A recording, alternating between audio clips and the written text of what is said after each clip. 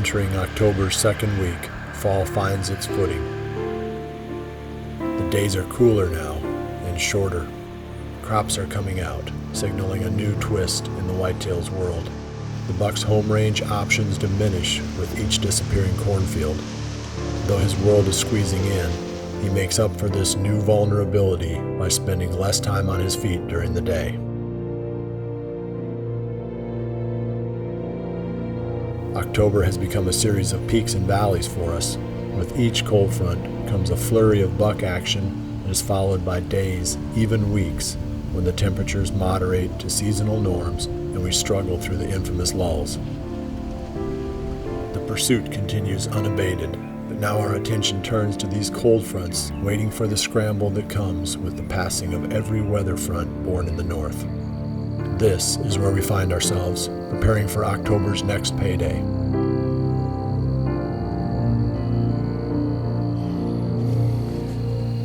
Well, it's Saturday, October 10th. Jared and I just got set up in our hay bale blind.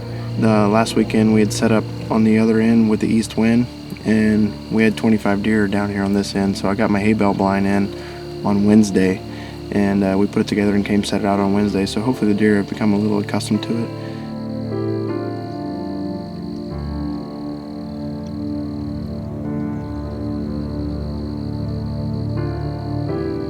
We're just wrapping up our evening hunt here. We had a pretty good sit. We did see about 20 deer out here in the alfalfa, 3 of which were bucks. One was a 3-year-old 8-point we call Hook.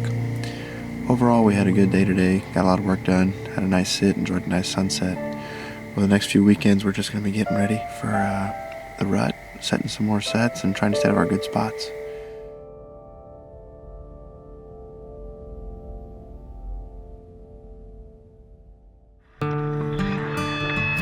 Public land hunting plays by its own rules, a truth that Aaron knows only too well. You have to pay the bigger price for success here. We're out on the river spot today on the public land. This is the same area where last week I got pictures of those 2 big bucks. We're a long ways from where I had that camera. I actually had it located over a mock scrape along the edge of a soybean field. But where we're going today is back deep in the timber, right up next to a big bedding area that I found last winter during shed season. We're gonna hang a stand right on the edge of the creek in a little pinch point adjacent to that bedding area, hang this camera, and hopefully we'll get pictures of one of those 2 bucks in the next few weeks.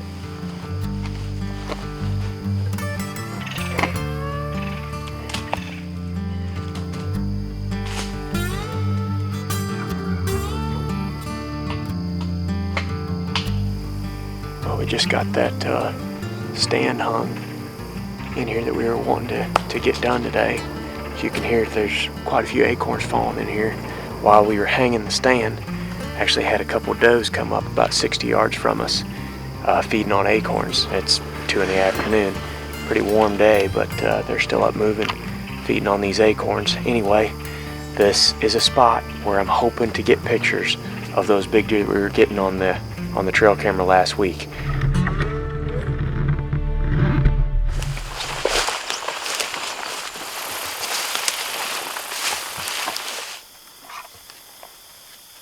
Just got over here to the creek bottom location. This is the spot where I've been looking for the barber buck all summer, and just checked our camera that we had set up over this little creek crossing behind me. A lot of deer on it and a lot of daylight activity, including a pile of bucks that are using this crossing coming out into this little clover field, but no sign of the barber buck yet. There's a couple decent bucks on there. There's one that's fully mature that we'd probably shoot. We're going to move the camera now over a scrape. There's several licking branches along the corner of this clover field, so we're going to start moving a lot of cameras into this creek bottom location over scrapes in search of the barber buck and some of these others. Hopefully in the next couple of weeks we'll get some pictures of them, and we can start to put together our game plan for the rut in this spot. A week after the mosquito hunt, I'm back for another try at the heavy 10-pointer. We're going back to that same stand this evening that we hunted a week ago. 10 days ago, I pulled the camera, and there was a 10-pointer on there that had been using it pretty consistently during daylight. And he's this deer that we've called the no-name 10. I'd be more than happy to shoot that deer tonight if he's still moving through there during daylight, but a little bit warm, in the middle 70s. That's okay, we got nothing better to do this evening, so we're gonna go out and give this a try.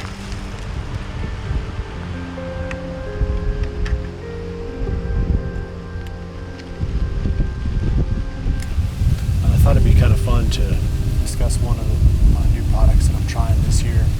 I've got the Scott Silverhorn, and if you look at it, you can see how close the trigger is to the hook. And what that does, it allows you to still use a long draw length bow, so you're not giving up any speed.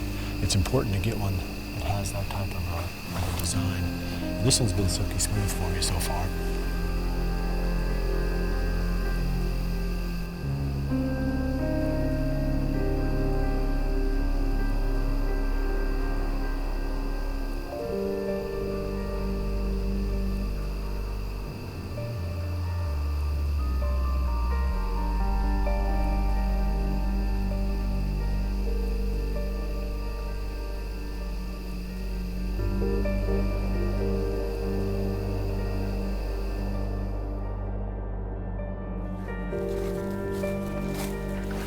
I'm back in the truck now. I had to take the long way out. As it turned out, we almost got him. I was still in the tree. Greg had climbed down, and I'd already lowered down the camera, and it was probably just a few minutes after legal shooting time, and he came across the little food plot in front of us. You know, if he'd have come out 15 minutes sooner, we'd have definitely had a crack at him. So we're gonna stay after him. He looked good. Hopefully get another crack at this Big Ten.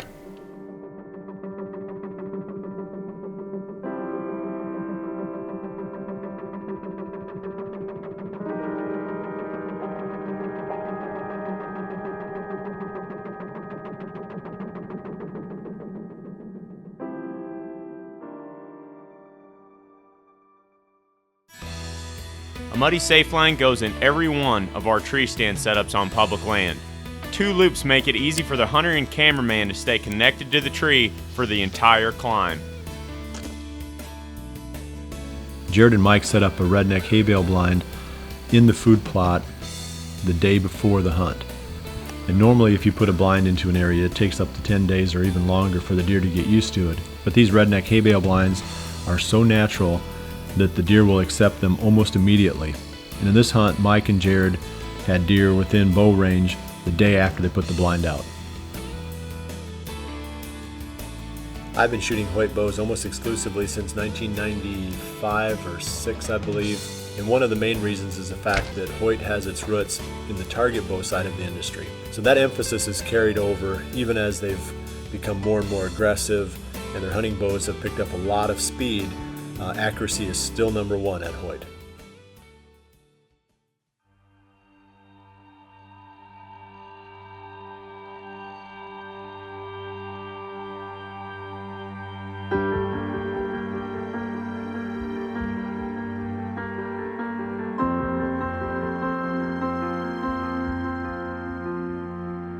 On October 13th, I finally got my first picture of George Brett back on the farm.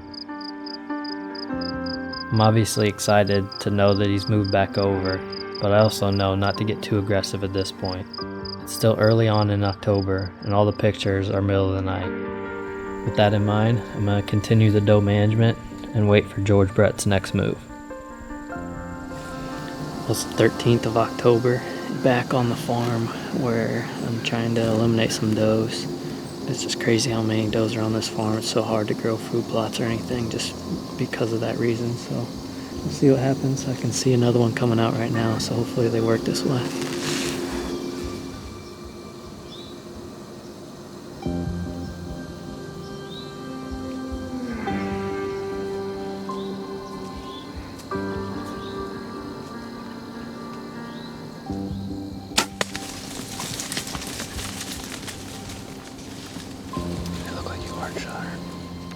Andrew's in front of the GoPro, so you just didn't get your pass through. Dead right there in the middle of the alley.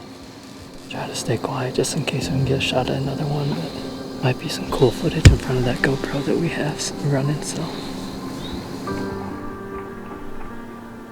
Well, that's doe number 7 for Mike and I on the year. October 13th, we're gonna start hunting hard for bucks here pretty soon, but we're off to a good start as far as our goals of managing the doe populations on these different farms. So fun night in the stand. I'm looking forward to cold weather this weekend and start buck hunting.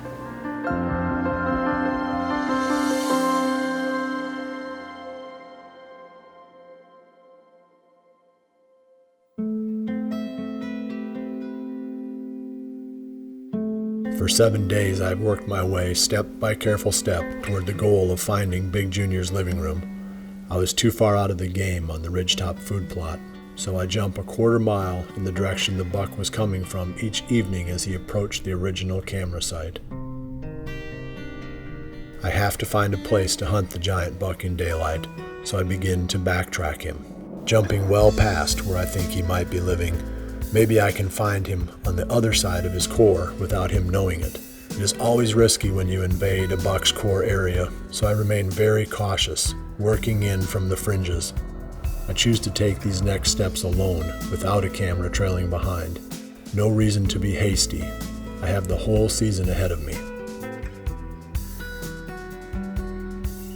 On the doorstep of the next cold front, I make a last card pull to learn if I have enough information to finally step up to the plate and swing for the fence. The same day, Greg Clements heads out to do some scouting. Old Reliable is one of the best areas on my farm, and Greg wants to see firsthand what is feeding in the soybean plot. With a doe tag in his pocket, the anticipation is high.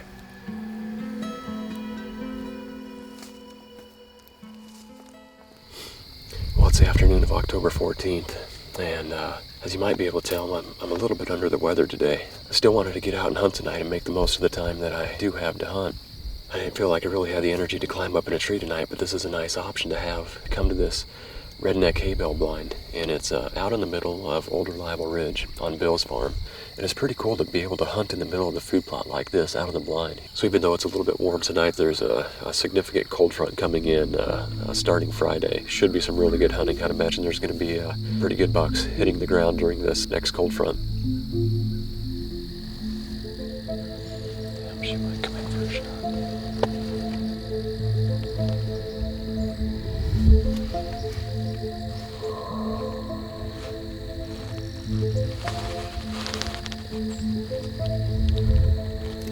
Good.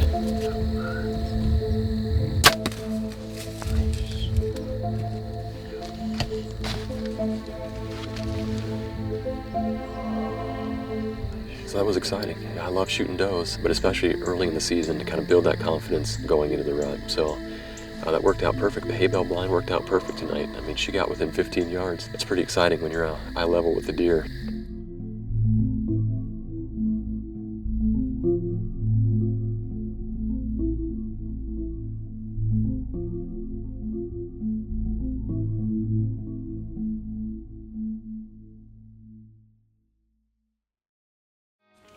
The farm that Jared and Mike were hunting had tons of does on it. When you have a high deer density like this, they can wipe out your traditional food plots, the ones that are planted in the spring. One way that you can rescue those is to overseed them with big and beastie, usually late July, early August, and that results in a lush, attractive food plot that the deer will be coming into all fall. On the hunt that Mike and Jared had, with deer in every direction, one of the key factors in their success was the ozonics unit that they had in the tree running in boost mode, which eliminated their human odor well enough that they were able to enjoy a successful hunt.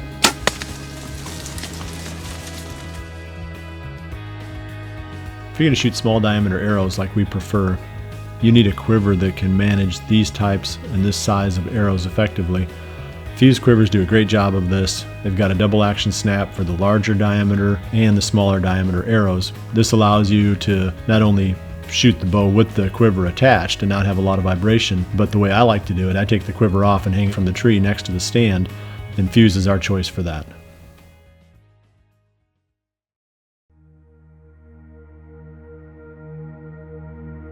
With the cold front finally upon us, Erik heads out to his Plan B hunting site, the same area where he missed the buck a week earlier.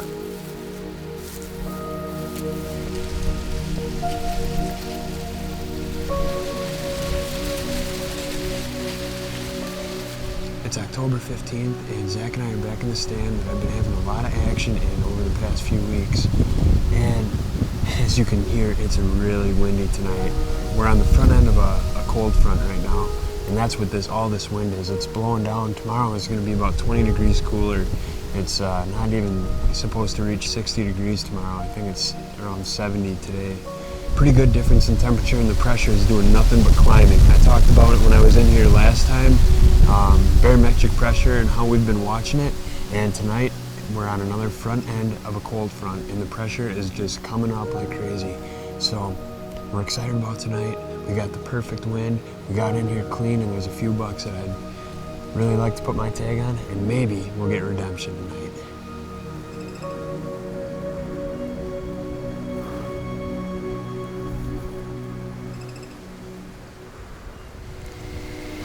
It's a little after 6, but Zach and I keep hearing something down the ditch here.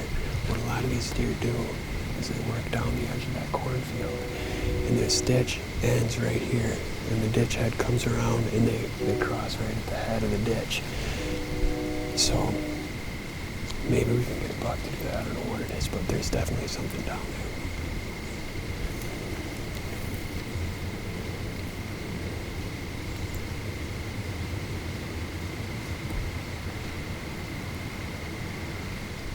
Zach, buck, right here.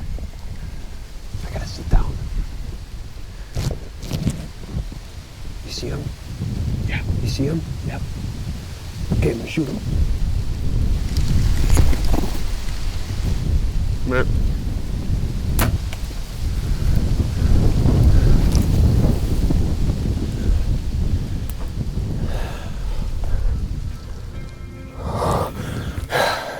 Zach and I were just talking about how things were starting to feel good. This pressure is rising like crazy today, and that buck, I'm sure, was coming in here to freshen up that scrape. I don't know how much pre-roll we got because it happened so fast. Zach said there's definitely a buck coming. I'm not sure which one. Nice job, man. I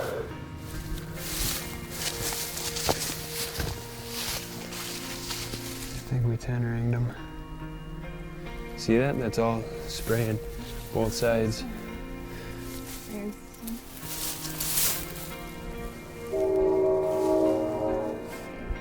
There he is. Look at that, is awesome. Oh, that's Joker. That is awesome.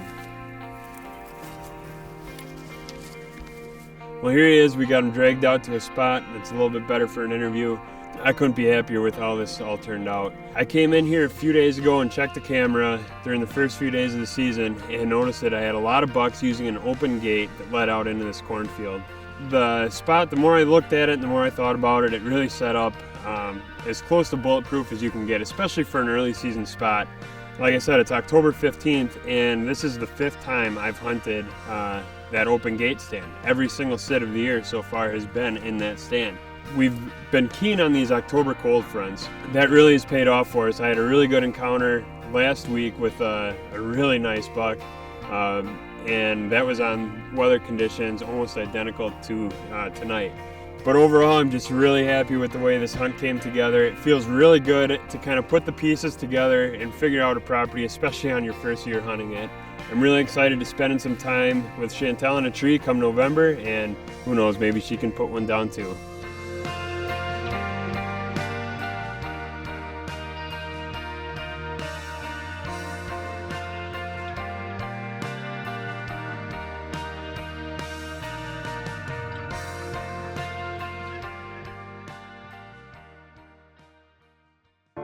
The 13-inch Realtree Easy Hanger is the perfect size for bow hunters because at 13 inches, when it's folded up, it doesn't take up too much room in your pack.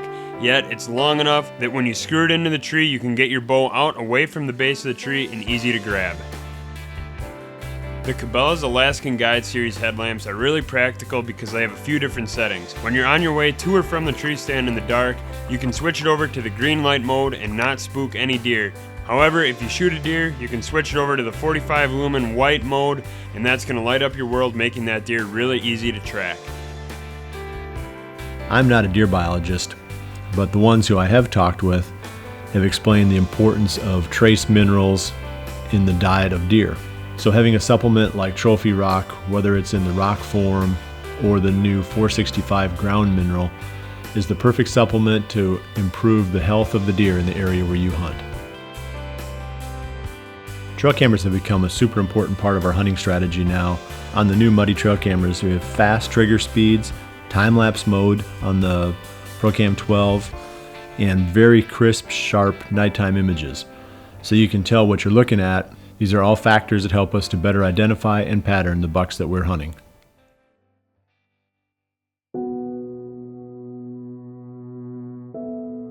Otherwise nocturnal bucks occasionally break with their daylight fears when a cold front passes. Even without daylight trail camera photos to prompt an aggressive move, it still makes sense to be out there when the mercury is falling in October. Knowing this, I still decide to wait this one out. I'm being super careful with this buck. With hundreds of recent trail camera photos, many tempting the edges of daylight, I now know where Big Junior is living. I will wait and let him make the next move in this chess match. It is only mid-October. There's plenty of time. Though I elect to sit out this round of October magic, the opportunity isn't wasted on my friends as everyone heads into the field. This front is just a prelude to what we know will come in the weeks ahead as we continue chasing November.